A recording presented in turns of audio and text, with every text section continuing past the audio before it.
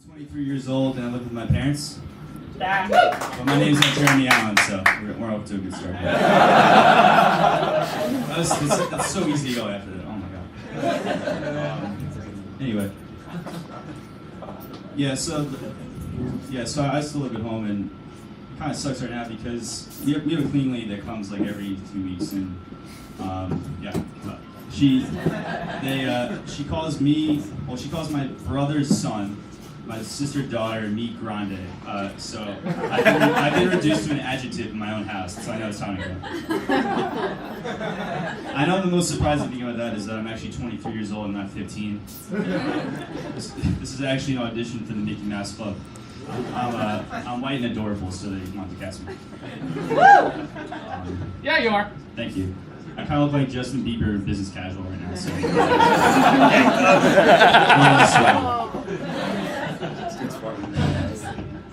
So on my way over here, I was listening to a podcast because I'm fucking rad on the train, and it was a filmmaker talking about a film he just made about Lance Armstrong, someone we all love and adore like Jeremy Allen. I'll keep going to the well for that. It's very easy. So Lance Armstrong, this documentary is about him, and the filmmaker is talking about a concept he has called moral mediocrity, and he kind of thinks Lance is the epitome of this. So I'll explain. Lance raised so much money for cancer with Livestrong and everything, morally great, but then he's also just a dick. Like he ruined people's lives. He cheated. So he's kind of like the epitome of moral mediocrity, right in the middle because he was so good at one thing and such a dick at his actual sport. But I think we're all and we all are morally mediocre, unless you're like Mother Teresa or Jeremy Allen. It's really derailed my set. He's not even here. So I'm kind of morally mediocre, and I'll explain. So last December, I dressed up as Santa Claus with some of my friends, and we made a little kid's day. We took pictures with him, but that was charitable. But then we also went to SantaCon and drank for like 12 hours. That was gluttonous. Morally mediocre. Another way people are morally mediocre is I went to a school in the South called Vanderbilt University. Woo! There's a sorority there called Kappa Alpha Theta. They used to go by Theta. And we had a few things about the Thetas. There's two types of Thetas, but there's also a third, which I'll explain. There's the day Thetas. They were kind of the Bible beaters.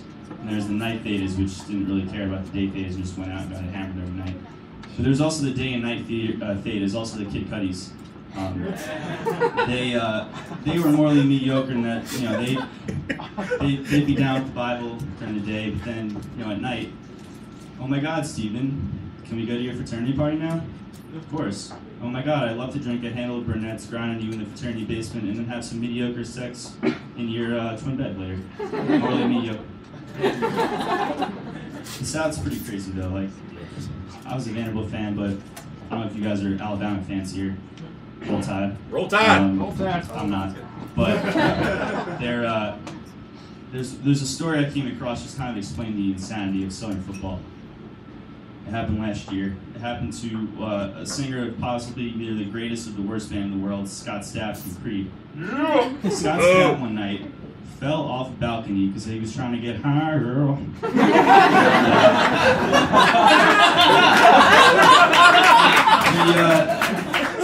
He was on the balcony and had his arms wide open. And then he cracked his head open. And he wasn't found for 2 hours, but someone came and found him.